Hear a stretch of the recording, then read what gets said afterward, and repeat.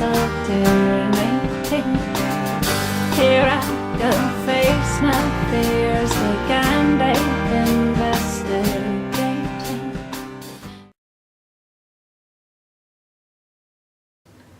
The first thing we need to do is heal ourselves. We are each responsible for this. Nobody wants to do it. Everybody wants to look externally because it's more entertaining.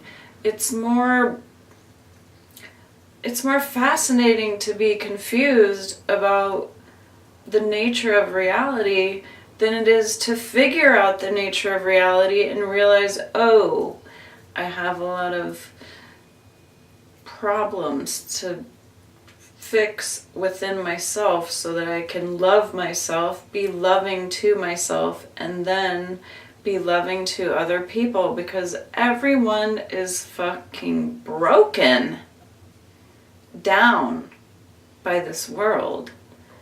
And unfortunately, you know, I do hand-to-hand combat directly with people. And I think part of what I've constantly, consistently, continually, and keep continuing to do by sabotaging what some people would call success is because I'm afraid of what's going to happen when I don't have the time to help people directly because too many people need help. And so I always sabotage everything. But I think if I could put forward the music and then use the performance time as an energetic gift, because I used to do this all the time. This is like, here's a little tip for you guys right now, how to deal with energy vampires.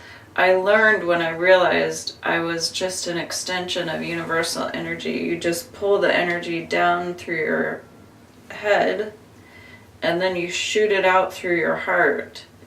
And I noticed after a short period of time of doing that, that wherever I would go, I would become consciously aware of doing that. And so I would arrive at a place that was empty and I would do that. Pull the energy in and just shoot it out to everyone around me. Not only is it good for your body, it's healing for your body. It extends the energy and the awakening process to others around you. There's nothing specific that you have to do here on this planet besides hold a vision and put out that energy of positivity, love. That's our only job here. Everyone who's so concerned about what their mission is, that's it. Hold a vision of a peaceful planet, of people being loving to themselves and others, and shoot some energy outward. And then you'll notice everywhere you go, people fucking show up because all of their angels line up divine timing, and all of a sudden they're like, I need bread and eggs. I'm going to the store. And it will just so happen to coincide with the time that I am at the store. It's really weird. It feels weird to talk about even, but I kind of like got out of the habit of doing that because I felt like it doesn't matter anymore. We've already like hit the threshold of potentiality of when we are supposed to be able to turn things around, but some days I feel more positive than others. Today is just one of those days where it's like, oh God, why does it matter? Nobody cares. Why should I?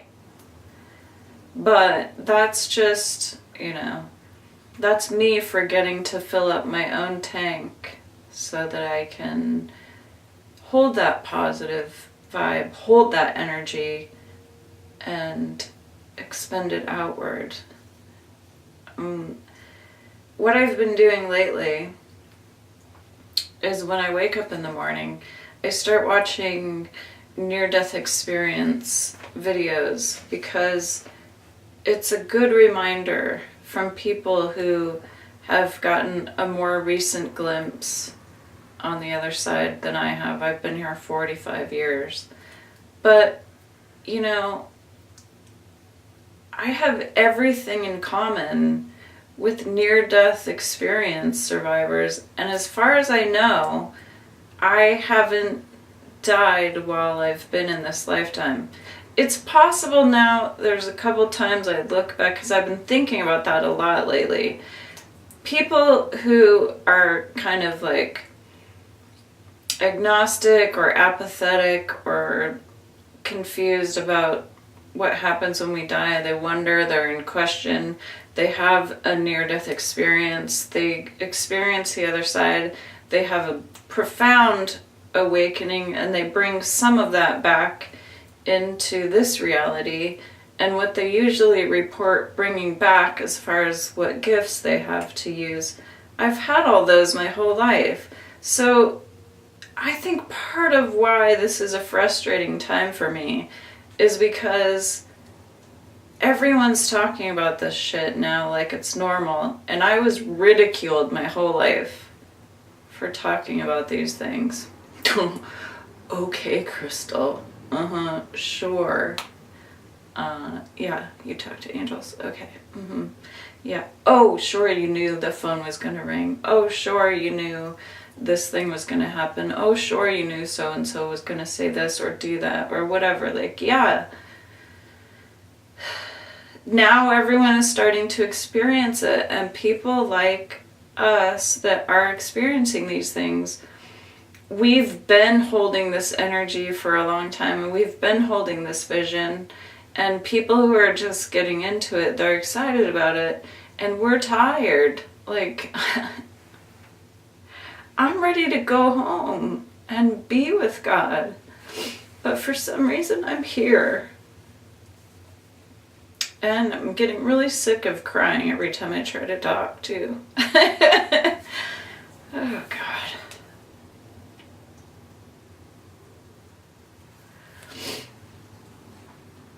So I started to question if maybe I had slipped out of my body, like when I was a kid and they put me under for this under my saliva gland blockage thing.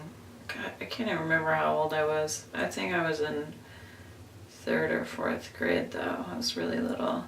I remember them putting the gas mask over my face, which in retrospect was nitrous.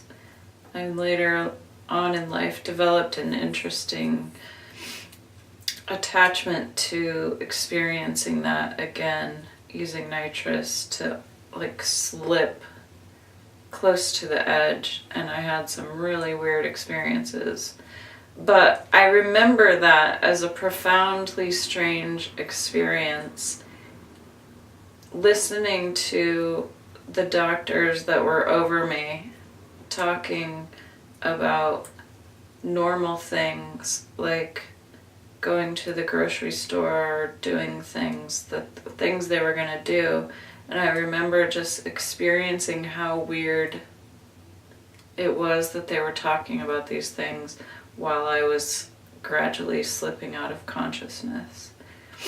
So I question if there's other times in my life where, like, for example, I've had dreams where I was flying, and then just before I woke up, I felt like I landed back in my body. But I don't have any conscious examples of being out of my body. So I feel like a huge part of me, I think, is afraid to have an out-of-body experience, because I don't think I would want to come back, because I've done some real hard living on this body, and it's getting harder and harder to live in. That's a story for another time. But at age 45, like, when I was a kid, I never thought I would be 19. I just assumed I was going to die really young. And I feel so old. And I feel like, what more is there for me to do here?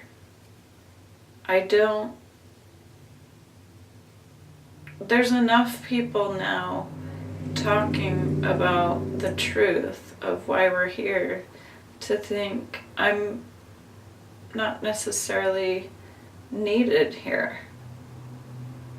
But for some reason, I'm here, and I keep having the thought that I should be sharing my experiences with people in some way to comfort other people. Because most of my days are pretty good mentally and emotionally. Even though I wake up pretty much every day like, I'm still in this body. This heavy, thick, dank, deep meat suit is still hanging on to me. But I do what I need to do to get into the right frame of mind, and that's usually starting off with watching a near-death experience video and contemplating, what can I do for God today? What does God need of me today? And the first part of that always involves trying to focus on love on myself and like try to open myself up to feel what God's love feels like. I don't know that there's really any way that we can actually feel it while we're in this body. Probably the closest thing is, loving your child or loving a soulmate. But God, I'm just getting really sick of being a pansy, but I just cry all the time now. And sometimes it's positive, sometimes it's pity, and sometimes it's exasperation. Sometimes it's joy and gratitude. So I definitely do experience that every moment is a gift, whether I'm in love with the moment or not. For people who are suffering now because they're feeling burdened or heavy or tired,